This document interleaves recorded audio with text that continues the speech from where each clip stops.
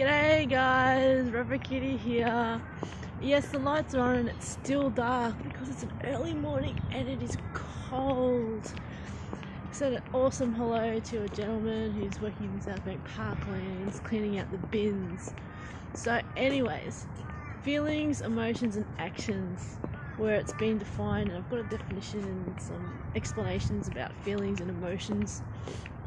And then feelings come out from reactions and what you do, and there's a difference between feelings and emotions. And sorry if the volume is not my voice is a bit quiet because I've actually forgotten my headphones, so oh my god, I'm human. Anyway, feelings and emotions, how they come about, one's from external stimuli and one is more of a mental process. Feelings, you can't really help having. A lot of people say that they don't feel, but that in itself is a feeling. When they say they feel empty, it's like, well, that's a feeling in itself. It's like someone saying that they don't have a belief. I'm like going, but you actually do have a belief. Your belief is that you have no beliefs. So yeah, I think you want to think about that sentence a little bit more. Anyway, so feelings are more in the theatre of the mind. Emotions can be brought about with physical, external stimuli, from other people, other situations, smells, reactions, touch, feel, all the senses. Why that's important is a lot of the times a lot of people don't feel like doing anything. It's as more of a mental thing. Like, so you don't feel like getting up in the morning, you don't feel like doing a lot of things, but you have actions which you want to do anyway, and you know there are actions you've got to take. Why are you hesitating when you know that these things have to be done?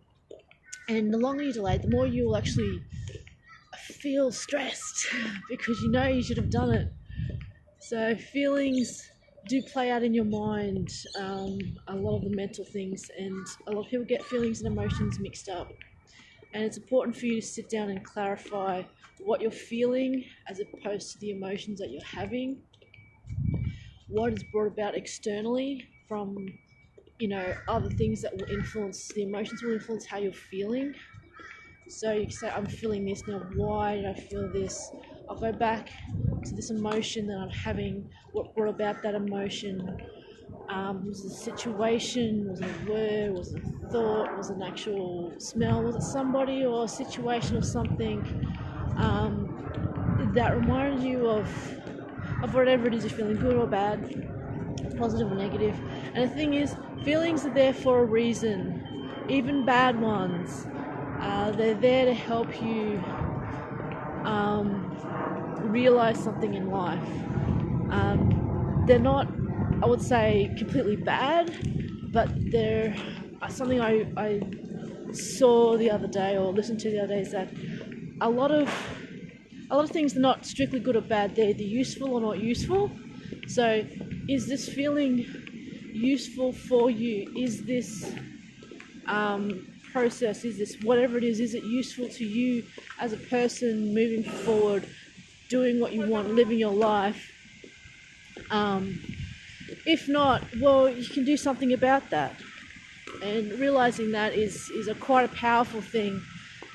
I'm not saying that these things won't happen again and again. Like, the feelings will reoccur, they'll pop up, and you'll just, when you start recognizing that, you'll notice a pattern that, a lot of the time, a lot of feelings of inadequacy and self-sabotage happen just before you're about to succeed something, where things are building up, the pressure's building up, everything's going on, and that causes you to stop pushing yourself, to stop striving for what you want. Because then what happens if you reach that? That's an unknown. That's a very scary thing. So that comes about from what they say is your brain trying to protect itself, because that's an unknown. Even though things can be quite crappy where you are, you know that reaching into that unknown to actually succeed at something that you haven't before is very stressful. You'll find it all the time. everyone's had it. It depends on how you've actually been able to action that feeling or act on that feeling. Sometimes you might have a day where you go, okay, you know what, that's just crap. I'm gonna write down all the things that I should be doing to get to that point. And then you will actually do a little bit at a time. There's some people who just go, you know what, what's the use? What the hell? I'm not going to do anything. I'm just going to sit here. I'm going to hide. Don't get me wrong, self-soothing is an awesome thing. I do it, taking time out. But to immerse yourself completely in that, to not take some action into basically bettering yourself, to striving for what you want, to realizing you, I think is quite a damn shame. I'm a bit forceful this morning, but I guess it's something that I feel really passionate about, is that I see a lot of potential in a lot of people, and it does sadden me that quite a few people, instead of learning from what they can achieve, what they can be, the absolute beauty that they could have in their life, the magnificence, it's a shame to me. But then I can't do it for you. I tell people many times, I can explain things to you, but I can't understand it for you. Okay?